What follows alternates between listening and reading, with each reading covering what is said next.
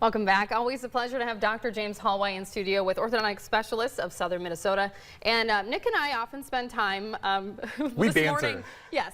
And we were just kind of smiling and staring at each other this morning. And then we thought, do we both have an overbite? Well, that's what we're talking about today. So we need to figure this out. So does everyone kind of have a little bit of an overbite? And how much are you supposed to have? So that's an excellent question. One I get multiple times per day. Overbite in general, what it means is how much your top and bottom front teeth overlap when you bite together. So sometimes it gets this negative connotation, like you're not supposed to have an overbite, but that's not necessarily true. If you bite together, so if you do this at home, if you bite together and your top and bottom front teeth overlap each other to the point where you can't see your bottom teeth, you have too much of an overbite or a deep bite. Just do it, Nick. We'll tell you. If you bite, oh no, see, that's good. perfect. You're good. Well, I'm not the expert. He'll tell you. You're perfect. You can have a job with us. Great. Oh, if you bite together and your teeth don't overlap at all, you have something called an open bite, which is not so great for function.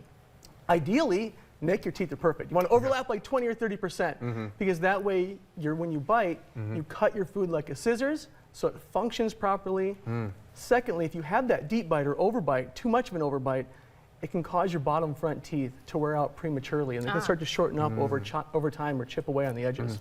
So then what is the difference between, like, is there such thing as an underbite then? You got it. So things like underbite and cross bites are bad things. We don't want to see those. Underbite would mean your bottom front teeth are too far forward. They're farther forward in front of your top front teeth, so you can't chew properly, and some people don't like the aesthetics.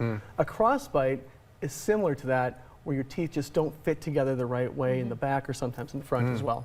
So we were right, Kelsey, when we were going back and So then a crossbite is like so then how does that look? I'll give you an example of what happened to me growing up. I had one of my front teeth, it grew in, and it was like the one was over and the other one was underneath. Yeah. So I smiled and you could only see one tooth. Right. Yeah, if you smile and bite together. That's why I had braces. If you smile and bite together and the teeth aren't in the right spot, it can be not aesthetically pleasing. Plus, it can cause those teeth to start to chip away or wear away more prematurely. Also, if you have something like that, a lot of times if it's a front tooth, we'll correct that early when you're like 7 or 8 years old, so you don't have to deal with that for 4 or 5 years until the rest of your permanent teeth come in. It's a really good thing to correct early on.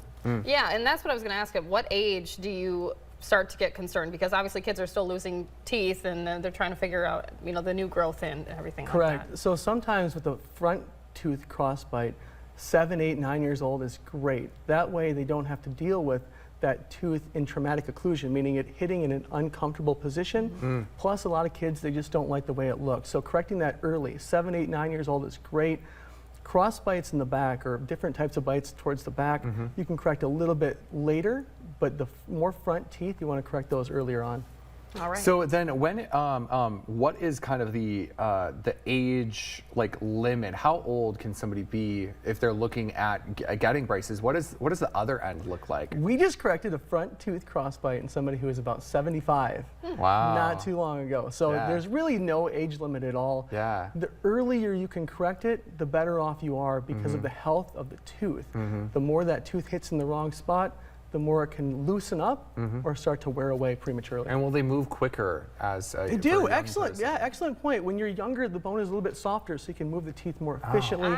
Interesting. When you're older, the bone's a little bit harder. You can still do it, it just takes a little bit longer. Oh, that's so interesting. And let's remind people where you're located. Yeah, 1591 Tullamore Street in Mankato.